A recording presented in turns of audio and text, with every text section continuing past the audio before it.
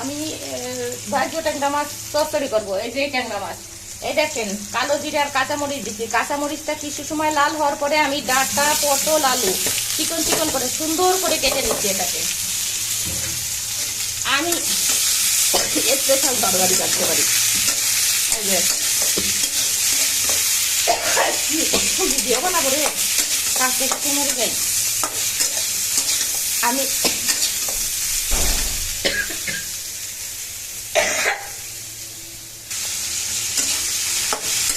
দেখেন কতটা তেল দিচ্ছি। ছোট মাছের চচ্চড়ি একটু তেল তেল হবে, তেল তেল না হলে চচ্চড়ি ভালো লাগে না আর স্বাদ হয় না। যার কথা মিষ্টি মিষ্টি হয় না। বেশি তেল দিলে একটু মিষ্টি হয়। বেশি তেল খাওয়া ভালো না, কিন্তু কিছু কিছু ক্ষেত্রে আমি তেল দিই। যেমন ডালের মধ্যে বেশি তেল না দিলেও চলে, তবে তিতের ডালে কালকে রান্না করতে অনেক তেল দিতে হয়েছে। উচ্ছের ডাল তো, এই যে আমি এটাকে ভালো করে ভেজে নেড়ে চেড়ে একদম সাঁতলিয়ে নেবো। সাঁতলানোর পরে উপরে মাছ কটা দিয়ে তারপরে কিছু সময় চাপা দিয়ে রাখবো। আর এতে মশলা অ্যাড করবো কি, 1 চিমটি 1 ফুটা রসুন বাটা, একটু আদা বাটা, একটু পেঁয়াজ বাটা, তো সেটা অ্যাড করবো। আর লবণ হলুদ তো মাখানোই আছে, হালকা আর একটু লবণ দেবো। আর 1 চিমটি জিরে বাটা দেবো। আর অন্য কোনো মশলা অ্যাড করবো না। জিরে বাটা অ্যাড করে দিলাম। এই যে রসুন দিচ্ছি, একটু আদা বাটা 1 চিমটি, আর 1 চিমটি পেঁয়াজ বাটা।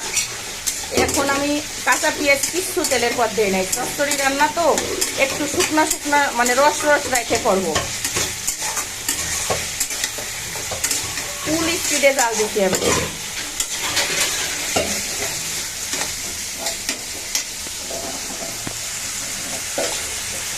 তাহলে আমার আজকে কি রান্না হইলো, সাদা ভাত, পুঁই শাকের তরকারি, ইলিশ মাছের মাথা দিয়ে কাটাকুটি দিয়ে। আর এবার আমি এই যে আমার রান্নায় তেল ছাড়ে গেছে, এই যে পুরো তেল বাহির হয়ে গেছে। আপনারা আমার মতো রান্না করবেন। একটা জিনিস খেয়াল করে রাখবেন যে ফোড়নের সময় আমি কি দেই। এই ফোড়নটা যদি ঠিক মতো দেন না, তাহলে রান্না অনেক সুন্দর হবে। এটা 100% আমি গ্যারান্টি দিয়ে বলতে পারি। আমি দেখেন মাছ দিয়ে দেবো এরপর। এখন তোমার জিনিসপাতি সাইড করবো। আমি তো ভিডিও স্টার্ট করছি, তুমি কথা বলো। এই যে আমি মাছটা ঢেলে দিলাম। এই যে আমি এই ফ্রাই প্যান দিয়েই চাপা দেবো, কিন্তু কিভাবে চাপা দেবো আগে একটু মাছটাকে সুন্দর করে নিই। এই যে মাছটাকে আমি কতটুকু পানি অ্যাড করবো এর সাথে সেটা দেখাই দিই। আজকের আমার এই মাছ রান্না অনেক সুন্দর হবে। আমি মাছের মধ্যে নুন দিচ্ছি কতটা দেখে নেই। আর একটু লবণ দিতে হবে, 1 চিমটি লবণ দিতে হবে। আর অল্প একটু পানি অ্যাড করতে হবে। পানি অ্যাড করলেই মনে করেন যে আমার মাছ রান্না কমপ্লিট। আপনারা আবার বলেন হলুদ হয় না, এর থেকে হলুদ দিলে মাছের হলুদের গন্ধ হয়ে যায়। আচ্ছা দেখা যাক কি হয়। আর একটু জাল হওয়ার পর যদি হলুদ না হয়, আর 1 চিমটি দিয়ে দেবো। আমার চচ্চড়ি রান্না প্রায় শেষের পথে। আর 1 মিনিট জাল করব। জাল করার পরে একটু শুকনো শুকনো হয়ে আসলে আমি ঢালে ফেলে দেবো। সবাইকে অনেক অনেক ধন্যবাদ। আমার ভিডিও দেখবেন, আমার চ্যানেলের পাশে থাকবেন। অনেক গরম গরম শুভেচ্ছা। আজকে হচ্ছে ফরিদপুরে সারা বছরের থেকে সবচেয়ে বেশি তাপমাত্রা। খুবই খুবই খারাপ পরিস্থিতিতে আছি। আপনারা সবাই ভালো থাকবেন, সুস্থ থাকবেন, শরীরের যত্ন করবেন।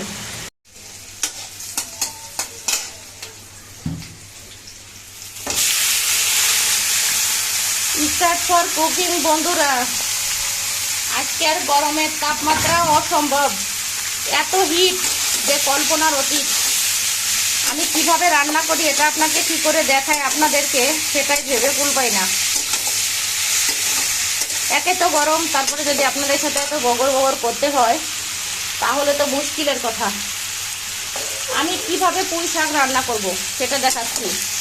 আজকের পুঁই শাক হবে হচ্ছে অন্য দিনকের তুলনায় আরেকটু আলাদা। আমি প্রথমে 10 থেকে 12টা আগে পুঁই শাক সুন্দর করে কেটে নিচ্ছি, তারপরে এটাকে একটু ভাপ দিয়ে নিচ্ছি। ভাপ দেওয়ার কারণ কি, এই পুঁই শাক হচ্ছে অনেক ওষুধ মেডিসিন বিষ টিষ এতে দেয় যাতে পোকা না ধরে। আমি যে ভাপ দিয়ে জলটা ফেলে দিলাম তাতে কিছুটা মেডিসিন চলে গেলো। সুন্দর করে যদি ধুইছি তাতে কি হবে, আপনার পেটের রোগটা কম হবে। এখন যখন অর্ধেক রান্না প্রায় হয়ে গেছে, আমি কালো জিরে কাঁচা লঙ্কা ফোড়ন দিয়ে আপনার পুঁই শাক দিয়ে দিচ্ছি। আমি পুঁই শাকের ভিতর কি দেবো জানেন, পুঁই শাকের ভিতর ইলিশ মাছের কাটাকুটি দেবো, এটা আমি দিয়ে দেবো একটু, এখনই দিয়ে দেবো, এখনই দিয়ে দিলাম ইলিশ মাছের কাটাকুটি। এটা আমি বেশি ভাঙবো না, ভাঙলে কি হবে, এই যে এইটুকু পর্যন্ত ঠিক আছে, ভাঙলে আবার সব জায়গায় যদি কাটা হয়ে যায় আপনার খাওয়ার সময় বাছাবাছি করতে গেলে খুব ডিস্টার্ব ফিল হবে। আর আমি তো নিজে এগুলো পছন্দ করি না, নিজে যেহেতু পছন্দ করি না, কেউ পছন্দ করুক সেটাও আমি চাই না। তো আমার যেহেতু রান্না হচ্ছে, স্টার্ট করতে হবে কঠিন আকারে জাল। এই দেখেন জাল কতটা বেশি। এখন তাড়াতাড়ি পানি শুকাতে হবে। আমি এর ভিতর 1 চিমটি চিনি দেব। আর নামানোর আগে আমি লবণ হলুদ যা হলুদ দিই নাই, লবণ দিয়ে একটু সিদ্ধ করছি, তো আর হালকা একটু গোটা লবণ দিতে হবে। শাকে বেশি লবণ পুরা হয়ে গেলে শাকের টেস্ট ভালো থাকে না। এই দেখেন কতটুকু লবণ দিয়েছে, লবণ দিয়ে আছে, আর লবণ দেবো না। আর শাকের ইয়ের মধ্যে কি যেন বলে, শাকের মধ্যে হলুদ না দিলে নাকি আমার মা বলে ছেলের বউ নাকি কালো আসে। আমার মা সারা জীবন শাকের মধ্যে হলুদ দিয়ে গেছে, আলকাতরার মতো একটা বউ হয়েছে। এখন আমি সেটে শুনে দেই আমার হলুদে একটা কালা বউ আছে, কালা পিঠার বউ না আসুক, কালো হলেও মুখস্থিতে সুন্দর হলে সমস্যা নাই, আমিও তো কালো, কালো বউয়ের সমস্যা নাই, তার যদি ব্যবহারটা ভালো হয় তাহলে সমস্যা নাই, আমি সেটাকে মেনে নেব। তো আমি এখন দেখেন রান্না প্রায় কাছাকাছি, এতটুকু সময় রান্না তো হয় না, আমি এর ভিতর একটু চিনি অ্যাড করে তারপরে কিছু সময় রান্না করব। রান্না শেষে আমি কি করব, এই দেখেন আমি জিরে ভাইজে গুঁড়ো করে রাখছি, এর থেকে কিছুটা গুঁড়ো দিয়ে একটু কি হবে, একটু মিষ্টি ভাব হবে, আর কিছুটা জিরের গুঁড়ো দিয়ে দেবো। তারপরে আমার এই পুঁই শাক রান্না অসাধারণ হবে।